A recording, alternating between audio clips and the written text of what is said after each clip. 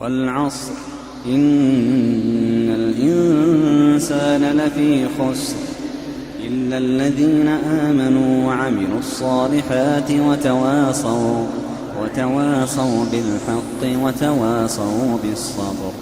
Айша, ради Аллаха та'аля анха, которая сказал посланник Аллаха, саллаллаху алейхи вассалям: «Абгаду риджали иля Аллах аль-аладдуль хасим». Самый ненавистный из людей для Аллаха — это упрямый спорщик. Хадис, который передал имам Муслим, рахимахуллаху та'аля. И так сказано, самый ненавистный у Аллаха. Абгаду риджаль. Это называется как? Исму тафдиль. То есть имя превосходства, прилагательное превосходство. Хорошо? То есть есть те, которые ненавистны, а есть, которые что? Наиболее ненавистны у Аллаха субхану та'аля, для Аллаха субхану та'аля. Из людей. Сказано риджаль. Риджаль — это на самом деле множественное число какого слова? Раджуль. Мужчина. Самый ненавистный из мужчин, как бы, в буквальном смысле. Почему так? Почему не сказано абгаду нас, самый ненавистный из людей, а сказано риджаль, мужчин? Потому что в основном, братья, в основном те, которые спорят вот так вот, это кто? Это мужчины. В основном так. Женщины, конечно, тоже подпадают под действие этого хадиса, но женщина, как правило, она в споре слаба. В тяжбах она слаба. Поэтому Аллах субхану та'аля говорит: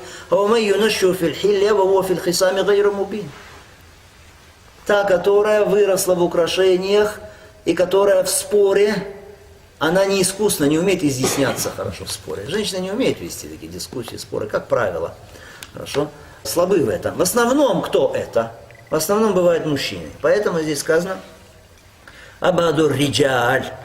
Сказано аль-аладду. Аль-алад. Что это такое? Аль-алад, то есть такой упрямый спорщик, упорный, очень сложный спорщик, который, когда ты ему что-то скажешь, какой-то довод, аргумент, он обязательно на другую сторону это переворачивает как-то. Хорошо, переворачивает это, обращает это в другое направление, на другой бок переворачивает. Говорит: да, правильно, но... И потом начинает что-то говорить. Да, возможно так, но... Откуда это слово «аляд»? Взято от лядуда. Лядуда, то есть стороны долины. Две стороны долины, два края долины. То есть, когда ты ему что-то говоришь, он пытается как-то по-другому истолковать, перевернуть, как-то представить это по-другому, ищет всякие способы, чтобы как-то вывернуться и все-таки доказать, что он прав, а не ты прав. Хорошо? Алядду аль-хасим сказано. Аль-хасим, то есть тот, который спорит с другими. Но мы должны здесь уточнить, что спор, который порицаем, это какой спор? Такой спор, который ведется на основании лжи. То есть человек, он не за правду дискутирует, не за правду спорит, и не на основании правды, а за ложь какую-то. Отстаивать какую-то ложь, отстаивать какую-то неправду, отстаивать какое-то беззаконие, отстаивать какой-то грех в своем споре, или какую-то ложь отстаивает, и при этом, как правило, такие люди, они ничем не пренебрегают. Они и лгут также, когда они спорят, различные ложные аргументы предоставляют. Вот это вот часто случается на самом деле. Такой человек, сказано, что он ненавистный Аллах субхану та'аля. Он делает все возможное, чтобы победить в споре, но на самом деле не за истину, а за ложь. За того, чтобы самому победить. Чтобы его мнение, оно было окончательным. Его слово было последним. Он не может признать, что он не прав. Такие люди из самых ненавистных людей для Аллаха субхану та'аля. Это у кого наблюдается такое качество? Если у вас это качество есть, то это качество людей высокомерных. Это вот здесь вот не в порядке у человека. Есть и аджаб бин нафс, то есть самодовольство. Что человек никак не хочет признать, что он был неправ. Начинает разные далекие, несостоятельные аргументы приводить, доводы, лишь бы своего оппонента повергнуть, лишь бы оказаться правым в результате внешне, лишь бы победить, но ради чего? Ради своего нафса победить. Этот хадис указывает нам на наличие у Аллаха субхану та'аля такого атрибута, как бугд, то есть ненависть. У Аллаха субхану та'аля есть атрибут любовь, есть такой атрибут, как ненависть. Причем ненависть Аллаха субхану та'аля, она бывает, что разных уровней. Разных уровней. Бывает сильная ненависть, бывает, что меньшая ненависть. Откуда мы взяли этот вывод?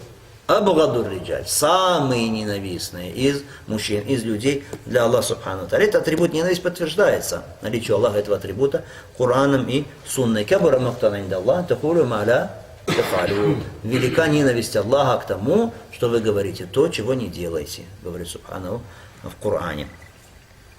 Дальше мы делаем вывод, что деяния плохие человека, грехи, они не все одинаковые по своей греховности. Бывают греховные деяния, бывают еще более греховные, еще более омерзительные. Откуда мы берем здесь? Из этого же, да, абгаду риджаль, самые ненавистные люди перед Аллахом Субхану ва Тааля. Мы делаем вывод, что человек, который является спорщиком, заядлым, упрямым, такой человек, он ненавистен Аллаху Субхану ва Тааля. А раз так, если ненавистно это Аллах Субхану ва Тааля, значит что? Значит, делать это нежелательно. Или это строго запрещено? Строго запрещено. Более того, это из больших грехов, раз это не... Аллах говорит, что Он ненавидит таких людей, то есть Пророк сам передает, что Аллах ненавидит. Хорошо, а если человек ведет дискуссию для того, чтобы отстоять истину, хорошо, тогда что мы скажем, чтобы не спровергнуть ложь, тогда мы скажем, относится человек, входит сюда? Ни в коем случае. Тогда это будет похвально, это наоборот любимо Аллаху Субхану ва Тааля. То есть такой человек не относится, не имеет качества, которым здесь упомянуто в таком случае. Он не относится аля хасим. Наоборот, такой человек, он хочет достичь истины, он хочет утвердить истину. А речь идет о каком человеке? Который хочет лишь бы просто, он не хочет достичь истины, не хочет показать, как правильно. Нет, он хочет просто превознестись, показать свое превосходство перед оппонентом. Пусть Аллах упасет от этого.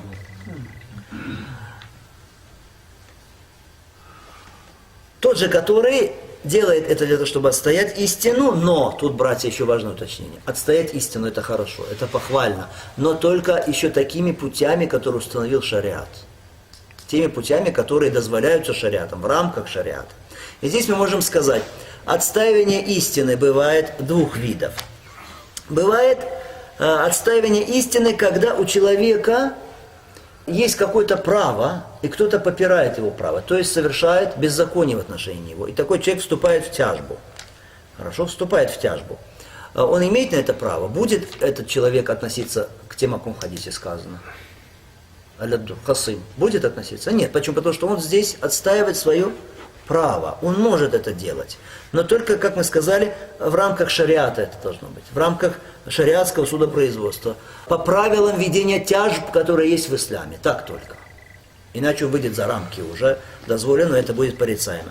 А если человек не чтобы свое право законное отстоять ведет спор, а если он ведет спор, дискуссию ради того, чтобы возвысить религию Аллаха Субхану ва Тааля, возвысить слово Аллаха Субхану ва Тааля, возвысить слово Аллаха над словом врагов Аллаха Субхану ва Тааля, сразить их доводами, уничтожить их всякие сомнения, ложные домыслы, их заблуждения, которые они сеют повсюду. Тогда человек, это не просто ему дозволяется это сделать, тогда этот человек еще получит награду от Аллаха Субхану ва Тааля. Он заслуживает похвалы.